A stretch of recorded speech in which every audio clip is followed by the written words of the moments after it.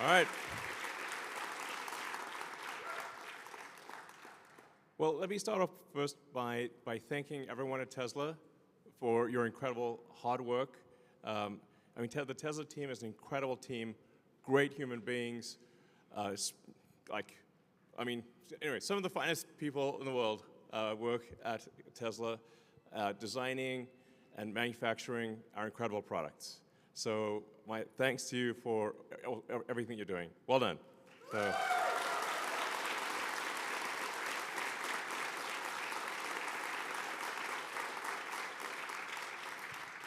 So we're going to go through just a list of the incredible achievements of the Tesla team.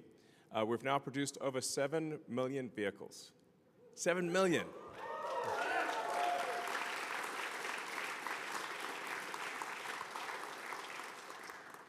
In our first year of production, we produced just over 20 vehicles. And I thought, well, maybe we might one day be able to do 10 or 20 a week instead of 10 or 20 a year.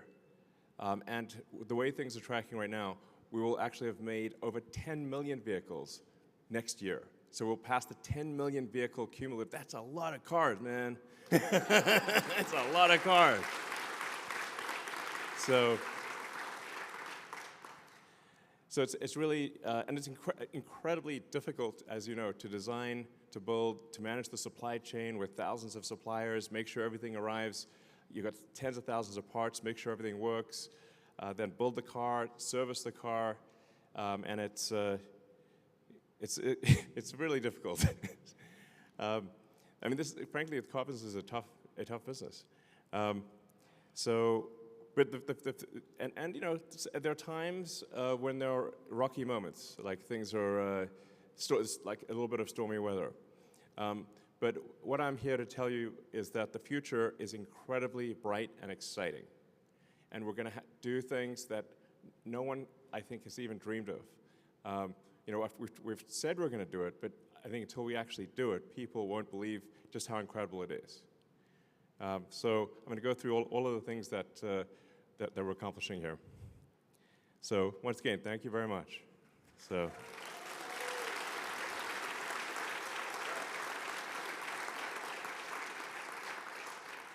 It's worth noting that Tesla remains the company of choice for people to work for. So we get millions of applications per year for a very small number of spots. And we continue to be the leading organization, along with SpaceX, for engineering talent in the world. And also for manufacturing talent, really it's an awesome place to work, basically. Because of our growth, there's a lot of opportunity for upward mobility. And I'm going to talk you through just how I see the future unfolding and why I think it is going to be incredible. First of all, as always, we care a lot about safety, so the safety of our cars and the safety of people within the factory. So you can see that our work-related injuries have declined over time. So thank you for helping make that happen. That's a collaborative effort, so congratulations to the safety team on continuing to improve workplace safety.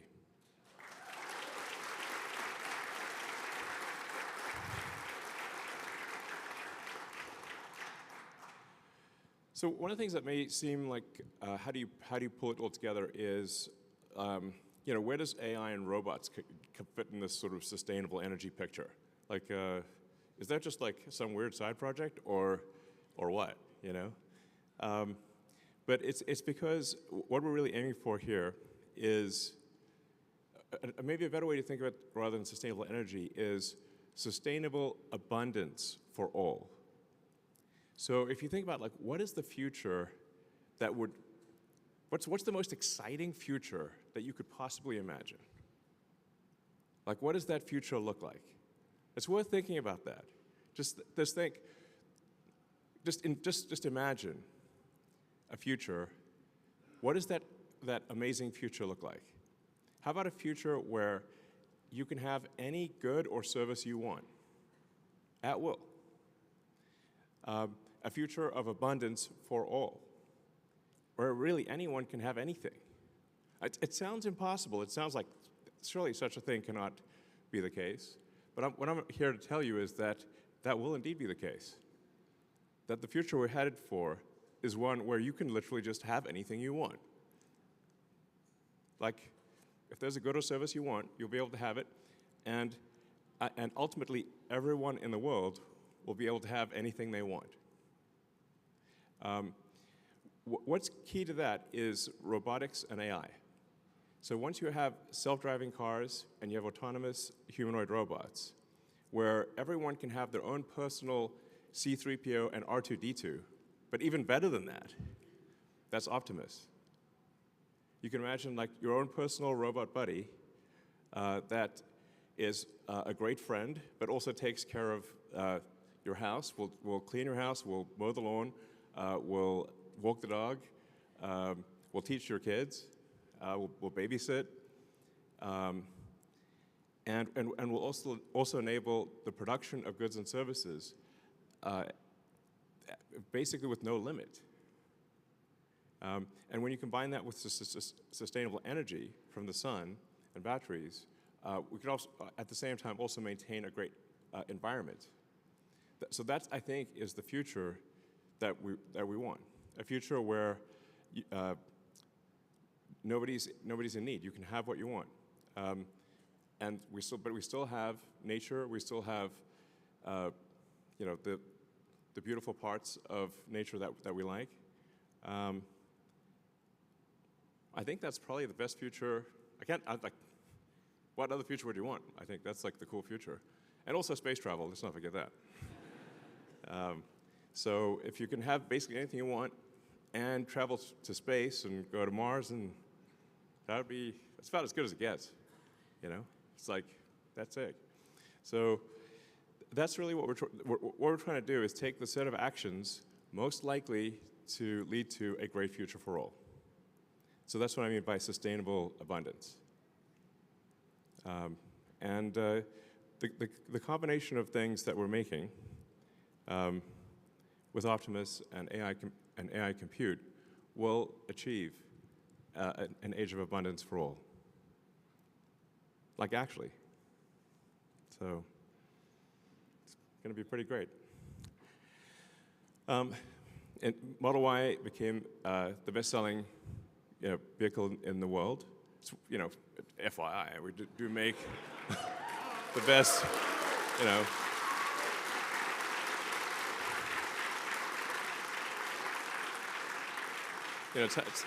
it's how we're doing on popularity. Well, we actually literally make the best-selling car on Earth of any kind. So that's, and it's for 2 years in a row. So, and it's going to be the best-selling car on Earth again this year. So.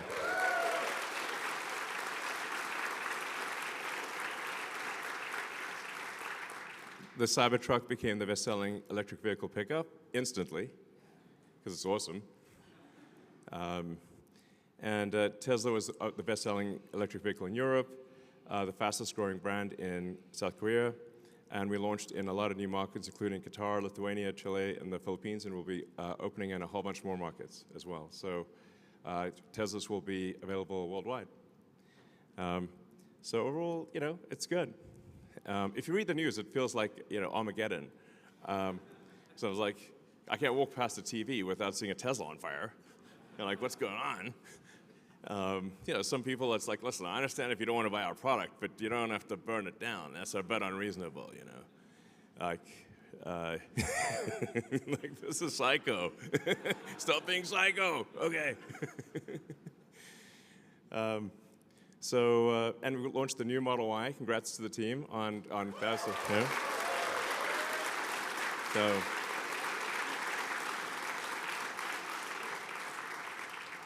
that's obviously very tough because we've got factories all across the world, and we've got to change over a supply chain on basically three supply chains on 3 continents. I think you did an amazing job of switching over the world's best-selling car globally in a very short period of time. Well done, guys.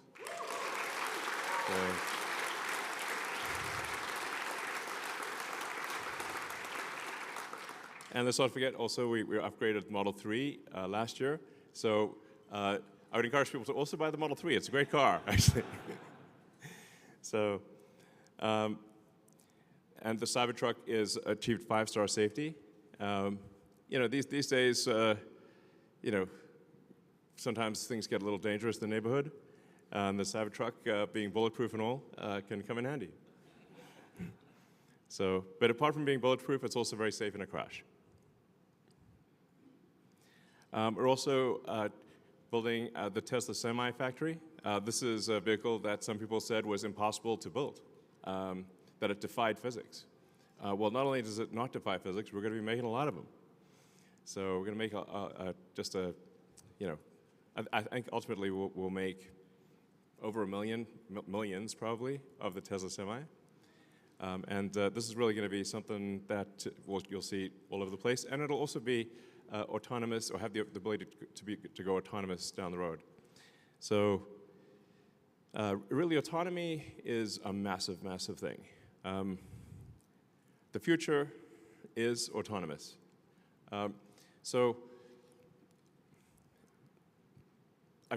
always sort of think, like, what will the future look like in 5 years, or 10 years, 20 years? And 5 years from now, autonomous cars are going to be everywhere.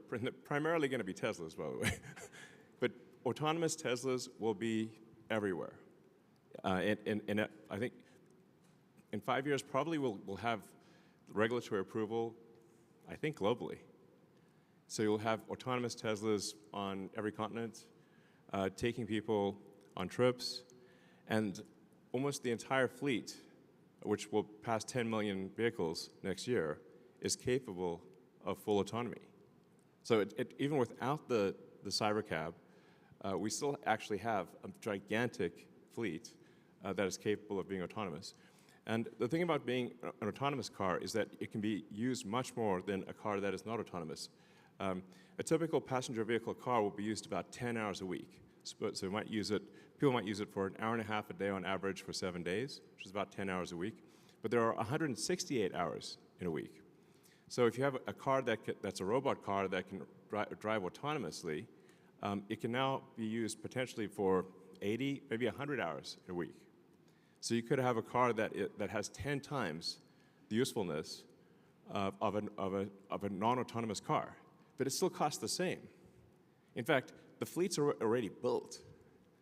So the software update just enables that capability. Overnight, you have an increase in usefulness of 10 million cars that suddenly become like 50 million cars, or maybe 80 or 100 million cars of usefulness overnight. That's a profound thing. Like, nothing like that has ever happened before. There's never been something where a software update increased the value of a gigantic asset base by a factor of like 500 to 1,000%. So it's very difficult for people in the stock market, especially those that look in the rearview mirror, which is most people, to imagine a future where suddenly a 10 million vehicle fleet has 5 to 10 times the usefulness. It's so profound, and there's no comparison with anything in the past that it does not compute. But it will compute in the future. And some people like Cathie Wood at ARK Invest do see the future. So what I'm saying is, hang on to your stock. So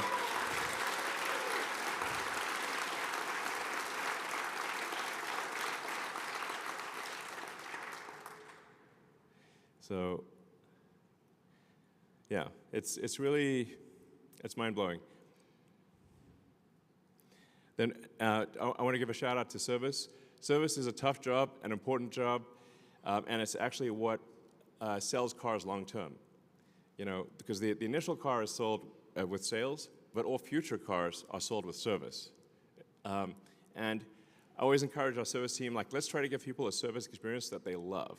Not merely that they like, but that they love. Because people will talk about something that they love, that was an amazing experience, but they don't talk that much about things that they like. You have to really do something amazing. And then they'll talk about it and be like, wow, that's incredible. So thank you to the service team for the great job you do.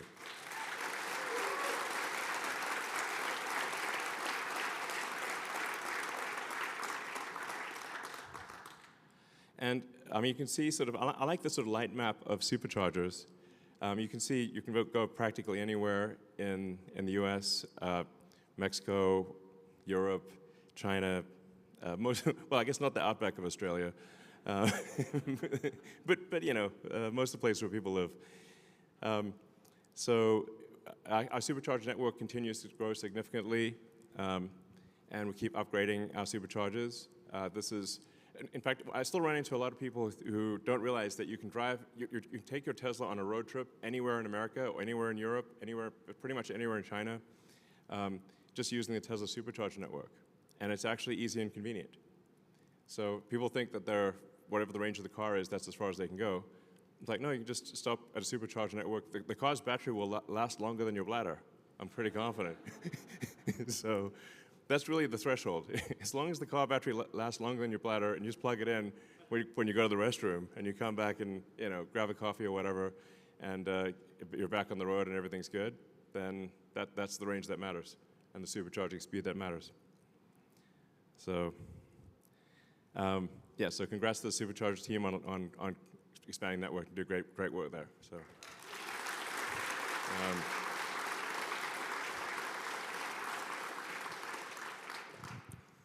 and then I mean the Megapack and Powerwall team are really knocking it out of the park. The demand for stationary battery storage is gigantic, and I think that is actually only going to increase dramatically over time.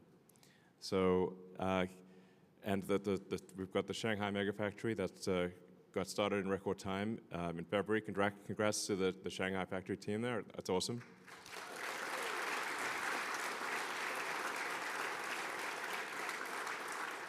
And the Powerwall 3 is, it usually takes about 3 major technology iterations for a product to be great. And the Powerwall 3 really is a fantastic home energy product. And it's something that if you want to ensure that your home has uninterrupted power during a power outage, the Powerwall 3 is the way to go. And if you combine that with solar, you can basically be off-grid, which is pretty cool. But I think just having energy insurance, or energy assurance, such that if the utility goes down, you don't even notice. Like the lights are on in your house, and your neighbors will come to you for help, basically. That's actually what happens when somebody has a Tesla Powerwall and there's a power outage. So that's a great product.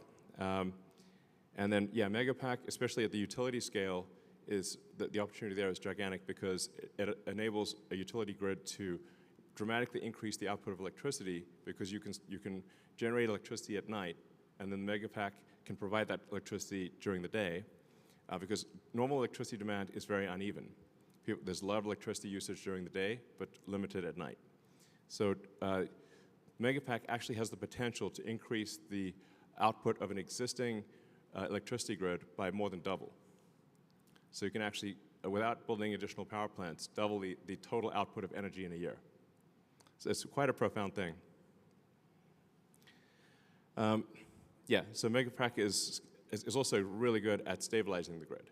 So if there's variations in power in the grid, the Megapack can absorb, if there's a big power spike, and it can absorb and store the power, and then if there's a drop in power, it can fill in the gap.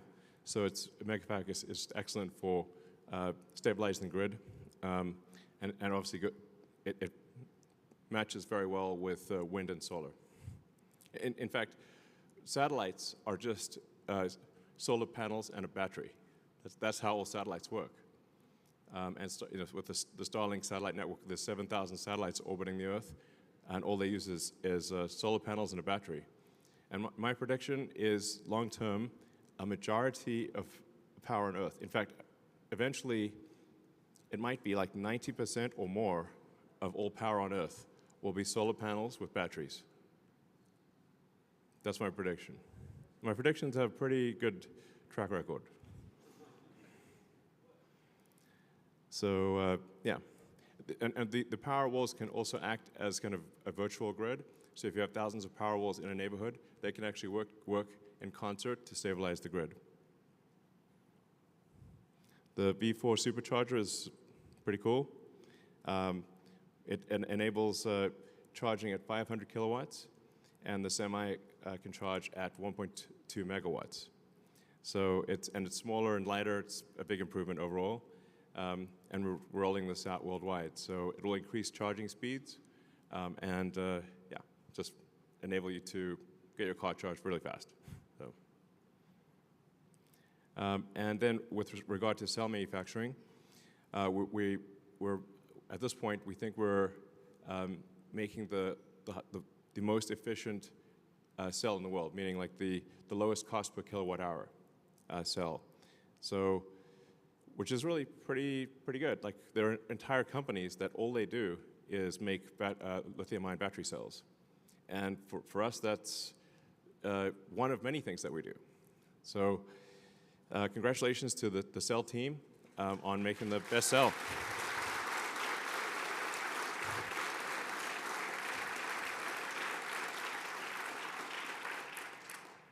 So that's a really big deal. And then we're also investing in the whole battery supply chain. So we have cathode production, we have lithium refining, and then more. Yeah, hopefully, we're sort of hoping someone else will do the anode. We might have to do the anode. I hope someone else does it. Why do we have to do all these things? Yeah, a lot of people think like we do this thing, a lot of these things because we want to, but really it's often just because we didn't have any choice, nobody else was doing it, so we had to do it. So yeah, a lot of new factory milestones. So in Berlin, we produced 660,000 drive units. Fremont, we built our first Optimus at the Optimus production line in Fremont. We're preparing for Cybercab production here at Gigafactory Austin. And Gigafactory Shanghai created its 3 millionth car. We've produced 160,000 NACS adapters at Gigafactory New York. And we've got record battery pack production at Gigafactory Nevada. So congrats to everyone.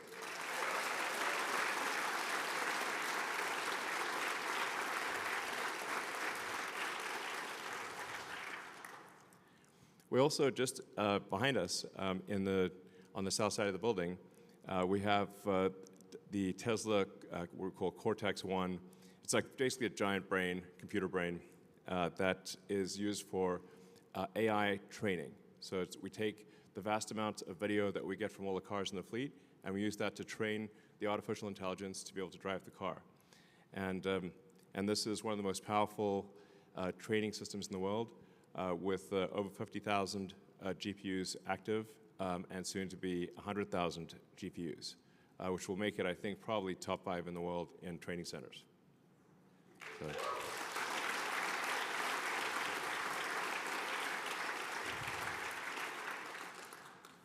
We're also continuing to make progress on our Dojo training supercomputer. So we've got Dojo 1 active now in Gigafactory New York and in Palo Alto. And it is actively working. It's actually taking load on, it's doing a meaningful percentage, well, I guess 5% or whatever. but it's still something, 5, maybe approaching 10% of the training load of the self-driving AI is being done by Dojo. And then we've got Dojo 2 that's coming down the line. That'll be probably 10 times better than Dojo 1. And so it's sort of exciting. We're making good progress with Dojo. I'm increasingly optimistic about the future of Dojo. I think we got a real shot here at a breakthrough. So congrats to the Dojo team.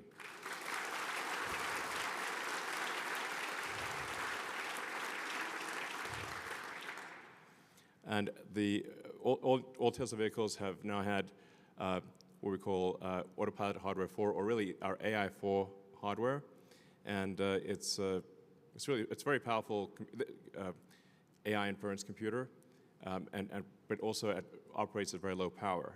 And even to this day, even though this has been something we designed several years ago, there actually isn't anything on the market that we can buy that is better than AI 4. So, and obviously in the future years, we'll have AI 5 and AI 6. Sometimes people say, should I wait? I'm like, well, we're always going to have another version, so there's no point in waiting, because you'll be just waiting forever. So, but we obviously will have an AI 5 and an AI 6 and an AI 7, and we'll keep improving the AI compute. So for those out there that are interested in developing advanced chips, come work at Tesla. Yeah. And it is always, I think, profound to watch our cars driving with no one in them. And we actually have the cars doing useful work for the first time with no one in them, which I think is really, it's a significant milestone. So the cars are driving from end of line in Fremont to park themselves, and I think we've just started doing that here in Austin. So we'll be, yeah, the car literally goes from end of line in Fremont to its destination parking spot where it gets picked up by a truck for delivery to a customer, and it does that with no one in it. And it's not doing that all day, every day. Like pretty much like it's just a matter of fact thing. Yeah. So let's see. Yeah, and obviously for anyone that's using it, you can see the dramatic improvements in full self-driving, where it's getting to the point where interventions are extremely rare, and eventually they'll get to the point where there really is no need to intervene. Like the car is going to be better than human. In fact, maybe it's worth emphasizing that it's not that Tesla full self-driving will be equal to humans in safety. It will be ultimately 10 times safer than a human, because it never gets tired. It doesn't, like humans get tired and sometimes get wasted, and we'll have arguments or change the radio or, text. I know no one in this audience would ever text while driving. That would be crazy, but it does happen. So the reality is that Tesla full self-driving will be vastly safer than humans. Not just equivalent, it will be actually vastly safer. And it means you can do whatever you want while driving. So even if you don't rent your car out for usage, you can still, it frees up your time. So if, let's say you're driving 10, 12 hours a week or more, it gives you back 10 to 12 hours of your life, which is extremely cool. So, well, Optimus sure has come a long way.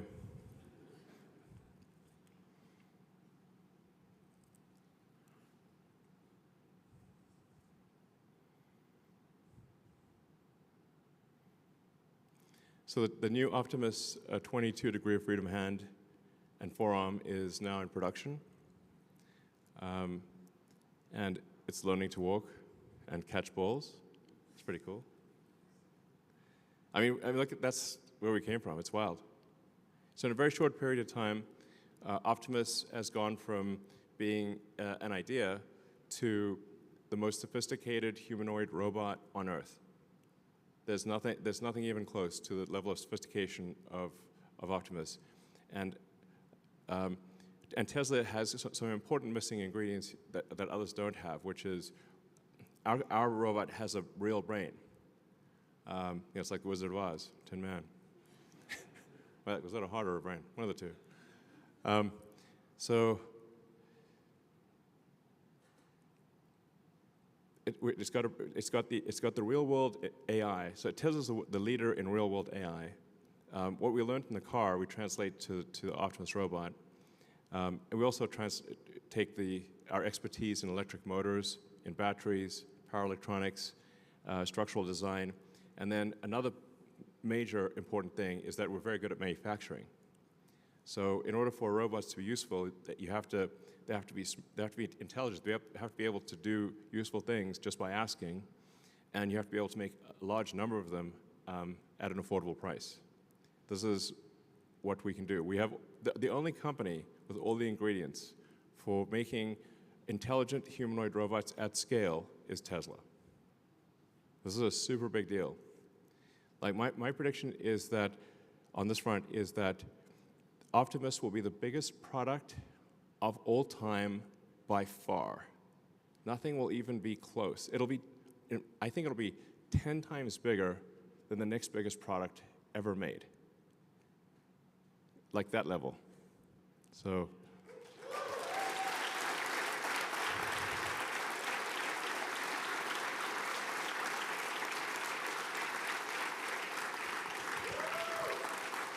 Yeah. All right, so with that, anybody have any questions? Yeah. So Elon, I have a question. I've worked for Tesla for 12 years. Hey, congratulations. Thank you. From a PA now to a shop lead in castings. Cool. And we rocket castings. Yes. We do. Yeah. Where do you see, or where would you like our focus in the next couple of years with the operations team? Well, we want to scale up production to new heights. Obviously, with the Cybercab, we're going to be. Cybercab is not just revolutionary car design; it's also a revolutionary manufacturing process. So I guess we probably don't talk about that enough. But if you've seen the design of the Cybercab line, it doesn't look like a normal car manufacturing line. It looks like a really high-speed consumer electronics line. It's, in fact, the line will move so fast that that actually people can't even get close to it. Like that's, I think it'll be able to produce a car ultimately in less than 5 seconds. Like, can you imagine a car coming off the line in less than 5 seconds? That's like, whoa. Which means casting's got to happen fast.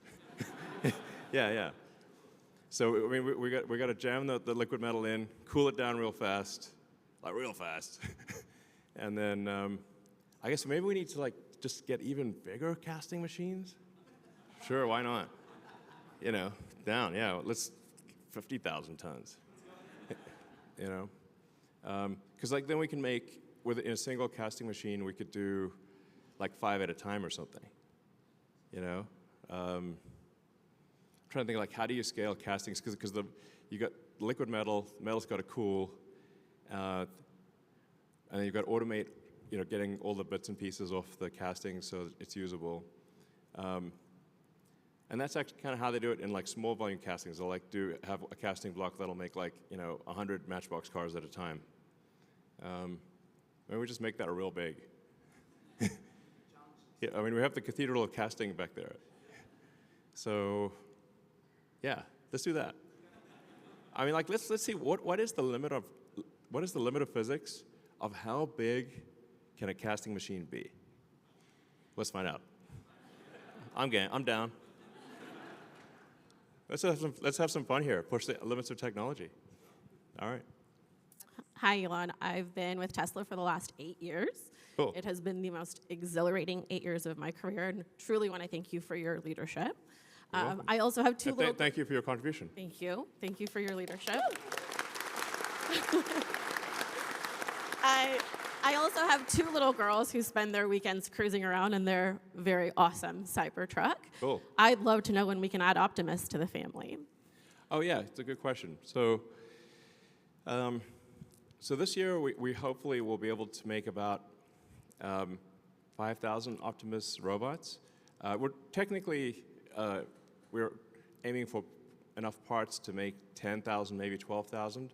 But since it's a totally new product with totally new, everything is totally new, I'll say we're succeeding if we get to half of the 10,000. Now, but even 5,000 robots, that's the size of a Roman legion, FYI, which is like a little scary thought, like a whole legion of robots. I'd be like, whoa, okay.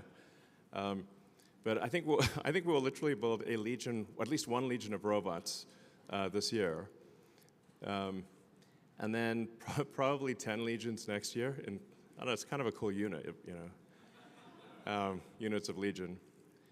So probably 50,000-ish next year, and then it's probably ready I'm hopefully ready for Optimus to be used outside of Tesla-controlled environment, or maybe around the middle of next year, second half of next year sometime.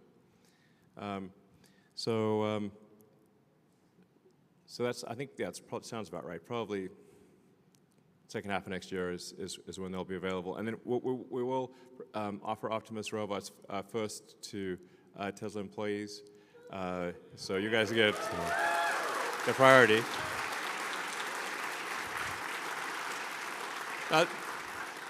There are some pluses and minuses to that, you know,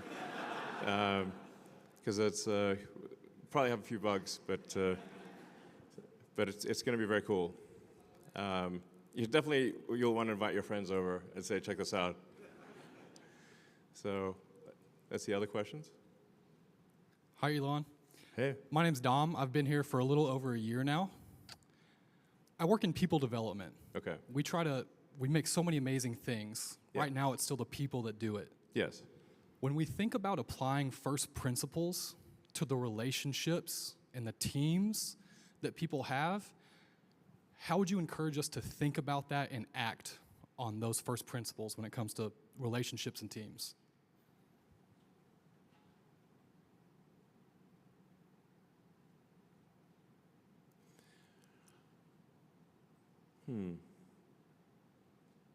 Well, I think, you know, there are actually quite a few things I've written over the years that it would be good to compile into like a, I don't know, booklet or something. Because I actually have to be reminded of those things myself. And I'm like, oh, I remember that thing that I thought of after making so many mistakes and trying to make fewer mistakes. So, you know, there's like, for example, at like a 5-step process of like make the requirements less dumb and then try to delete the part and process step, only then optimize, only then speed it up, and only the 5th thing is automate. I have to repeat that to myself many times because I've made the mistake of doing it backwards so many times.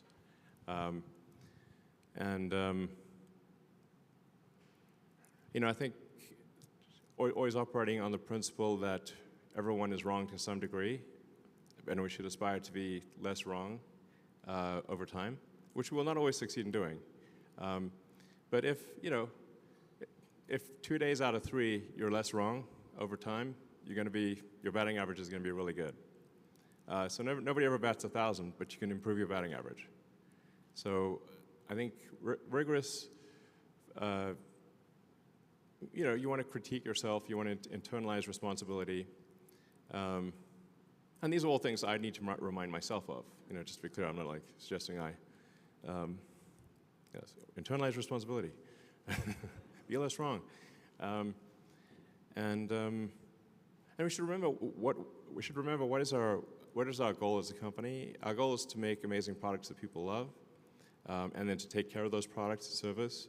So we should say, what are we doing to make our products better, to make them more affordable, to have the customer experience be delightful? Because that's actually the purpose of a company. Sometimes people forget, why does a company exist? A company exists, it's a group of people collected together to produce a compelling product or service that others find useful, and where the value of the product and service is greater than the cost of what it took to make that product or service. So sometimes, weirdly, profit is like viewed negatively, but really profit is just the difference in value between the output and the input. It's like, what did it cost you to make it, and what did it cost you, and what are people prepared to pay for it? That's the value that you created. So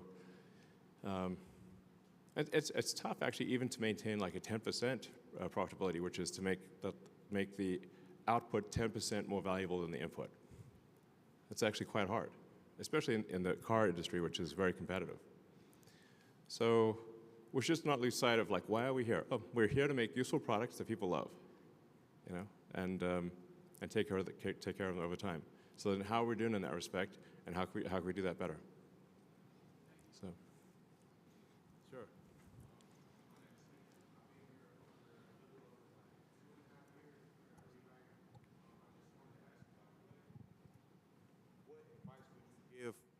What advice would you give a young person like getting into the stock market? Like, Stock advice. Wow. yes, sir.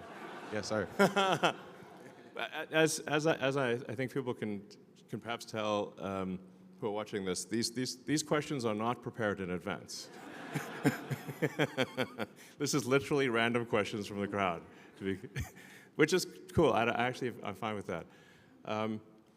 And I think that it's going to sound very straightforward, but you want to really buy stock in companies where you think the products that company makes will be better in the future. Is that company going to make more and better products?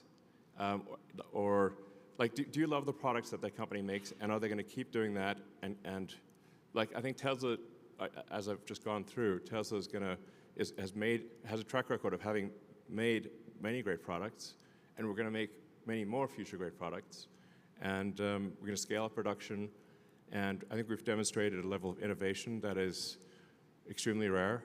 I mean, certainly by far the most innovative company in the car industry, like not even close type of thing.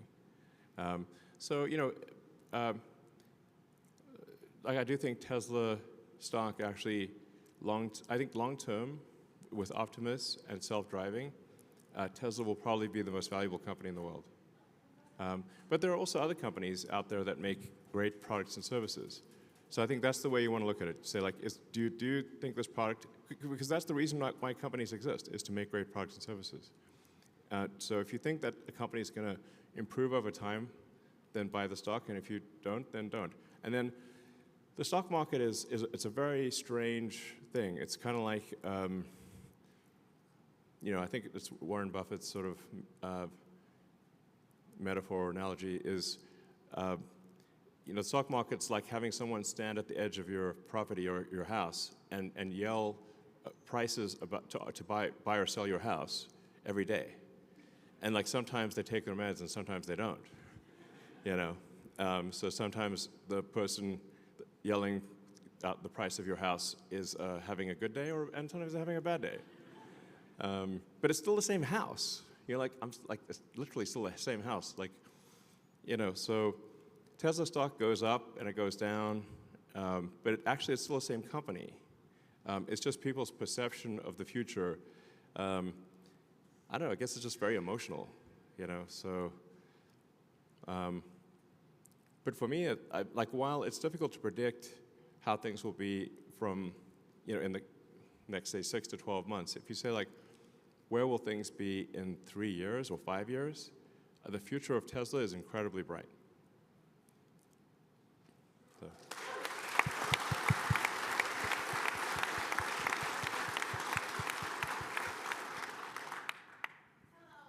Hi. Hi.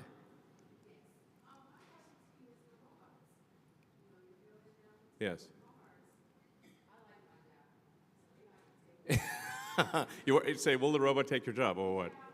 Yeah, that's a fair question. Well, so, yeah, is the robot going to come steal your job? A reasonable question. I think what we'll find with the robots is that there'll be a ratio of people to robots. So you'll effectively end up having managing a group of robots. So you'll have basically, I don't know, your flock or your little group of robots that you take care of, and you tell them what to do. And I don't know, you'll have a pack of robots, basically. Yeah, you're promoted to manager. One way to think of it. I think the same thing will be true of cars. So for the self-driving cars, is that people that are, say, Uber drivers today or something like that, or taxi drivers today, will end up managing a fleet of cars. And that'll be a much more effective use of their time. Just taking care of 10, 20 cars or however many they can take care of. So, yeah. Hello, my name is Adrian. Hey. You said that your companies are made to make products people love. Yeah. Have you ever thought of airplanes or trains? Yeah, I mean, I'd actually love to make airplanes, especially, but stretched pretty thin. So I have 17 jobs. At this point, I just go to sleep, work, go to sleep, work, and then do that 7 days a week, pretty much. People say, where do you go on vacation? I'm like, what's that? But I guess I like being productive. I like getting things done. So I guess I could choose to be on an island somewhere sipping a Mai Tai, with attractive people in bikinis and stuff. Wait, why am I not doing that? What? What a fool I've been. So, yeah, I've actually thought about aircraft designs for a long time, and I think there's an interesting opportunity to make like an electric supersonic VTOL jet. The VTOL is like cherry on the cake, but certainly long-range, fast electric airplane would be very cool. Maybe at some point we'll do that. Yeah, that'd be kind of fun. We do have the ingredients for it, so.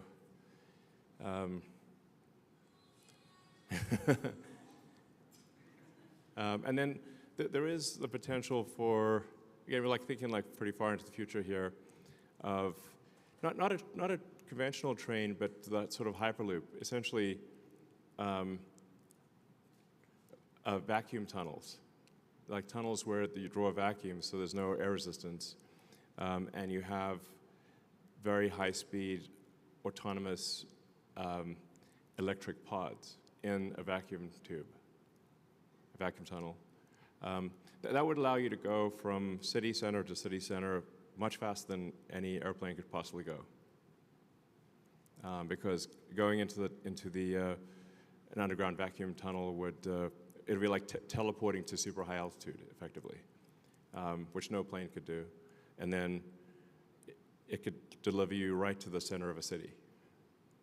And that, I don't know, maybe that's some future collaboration with the Boring Company and Tesla. I got a million ideas. The ideas are, I had more ideas than I know what to do with. Ideas are kind of the easy part. Execution is the hard part. As they say, it's 1% inspiration, 99% perspiration. Work in manufacturing engineering. Since 2018, I've done a bunch of different things here, kind of like energy products, Model 3, Model Y, cyber, and now we're looking forward to Optimus, maybe the biggest product ever. Yeah, it will be.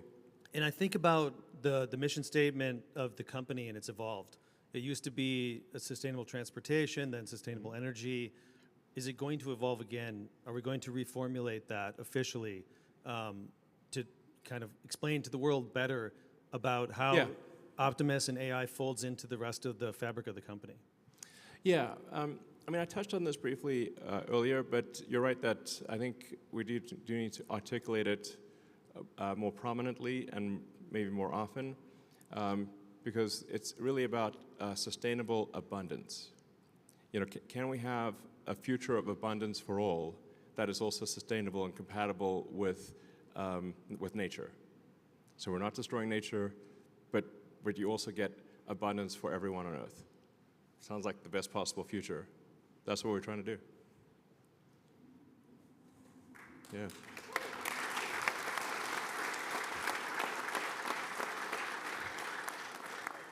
Yes, sir. My name is Aaron Armstrong. Yes, sir. My name is Aaron Armstrong. It's not every day that you get to be in the presence of somebody that's accumulated so much wealth and success. So I just wanted to take this opportunity to ask for any wisdoms or secrets that you may have to offer about this game of life that we're all trying to play. Sure. I mean, I try to say everything that I know. Although, admittedly, sometimes I'm, like I posted on X. I guess should I ask the AI to look through all of my X posts and pick out the ones that are really good? Because I try to say any good ideas that I have. I try to post them. Yeah, I think generally it's good to always be curious and to read widely. Like, read a lot of interesting books, especially history. I find history really interesting, and I find like biographies and autobiographies to be also very interesting. I think it's good to read, especially autobiographies, where somebody has done something incredible and they wrote the book themselves, or mostly themselves. That'll give you a lot of ideas. And I mean, something that I do is I'll get audiobooks, because I got like so much going on in my mind it's kind of hard to go to sleep because it's like having a computer browser with like 100 tabs open. By the end of the day, I got like 100 tabs open. It's like, I gotta close this browser, you know? That's my brain. So then I'll listen to an audiobook, and I'll put it on a timer, and it's like 15 minutes. It's like being read a bedtime story by your phone. So podcasts and audiobooks, especially at bedtime, I find are great. Or yeah, sure. Or.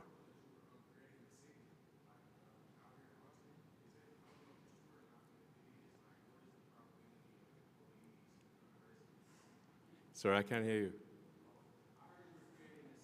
Oh, there's a city in South Texas which is Starbase.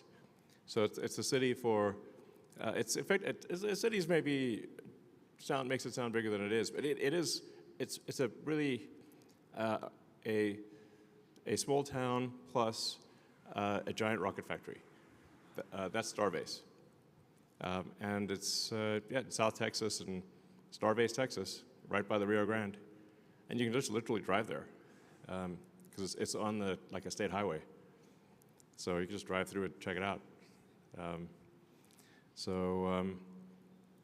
I do own a piece of property that's just across the river. That's kind of cool. It used to be like a horse place, like where they would give horse riding lessons and stuff. And at some point, I think it would be cool I want to do like this gigantic art project there. That's looks like an alien planet, like right across the river. But like that people could visit, you know. So then I might live there occasionally, but really it's a place to to envision sort of an alien planet art project across the river. It'd be kind of cool. Yeah. Yeah.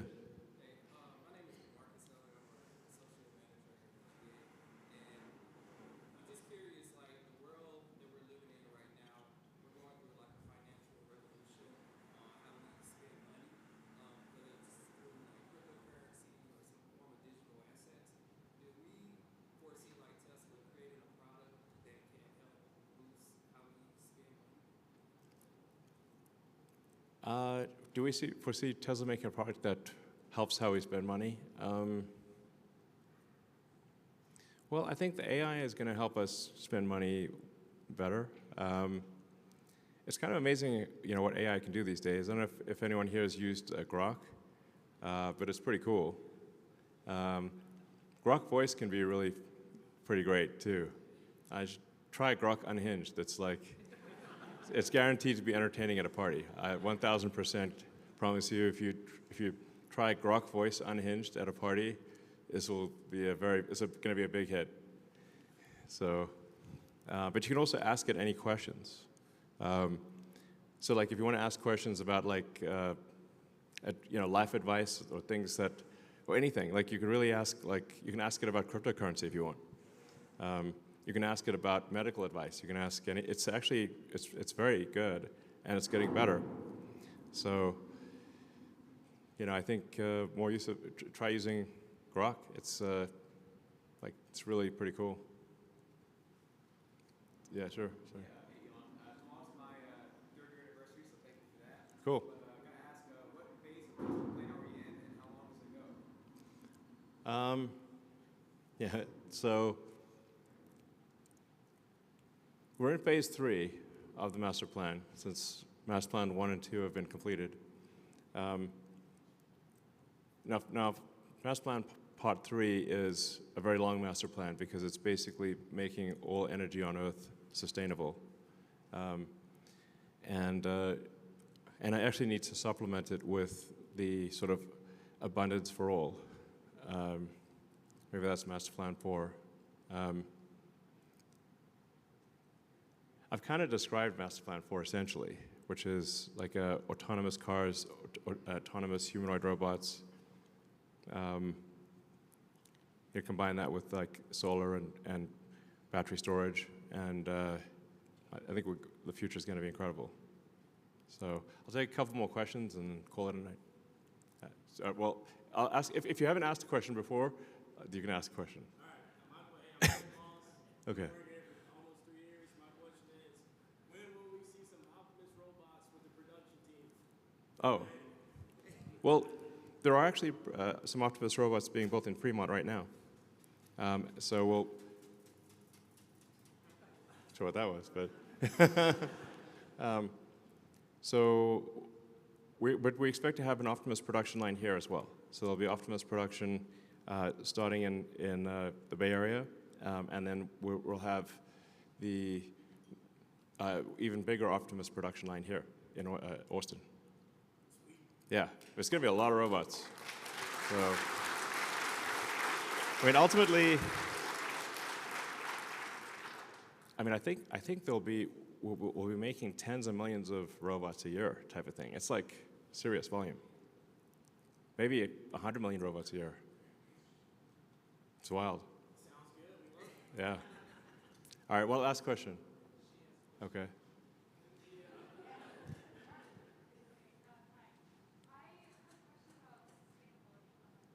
It's about sustainability? Abundance, yes. Well, yes. I mean, obviously, utopia could be dystopia. So we have to, like, usually any story about utopia ends up being dystopia. We want to avoid that. But nonetheless, I think if you say, what's the best future you can think of? I think a future of sustainable abundance plus space travel, that's pretty great. Yeah.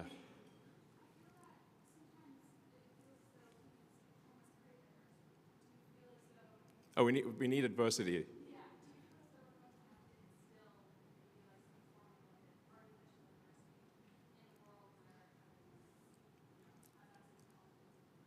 Well, I mean, you make a good point. Like if things actually get too easy, maybe we get bored and you kind of want to some degree, overcome adversity. It's like if you play a game of some kind, you want the game to be not too easy and not too hard. And maybe the future will be too easy, potentially, is what you're saying. It's a high-class problem, you know. But I think we'll still have human-to-human competitions. I mean, if you look at, say, athletics or even mind games like chess, although computers can beat any human at chess, chess is actually at an all-time high in popularity.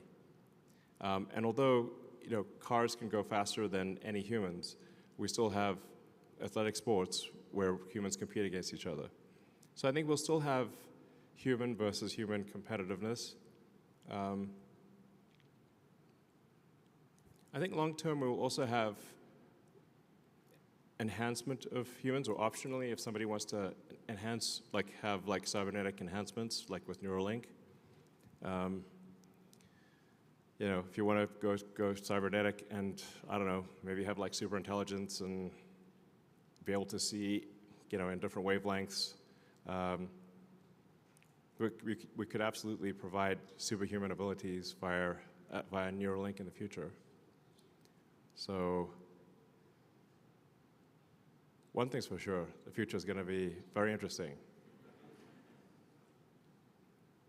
In fact, I think generally I find that the most interesting outcome is the most likely. Or said another way, maybe the most entertaining outcome, especially if ironic, is the most likely. It's almost like we're in an alien Netflix series that's trying to have the highest possible ratings. And if you think about it, that's kind of what happens. Which it doesn't mean it's always good.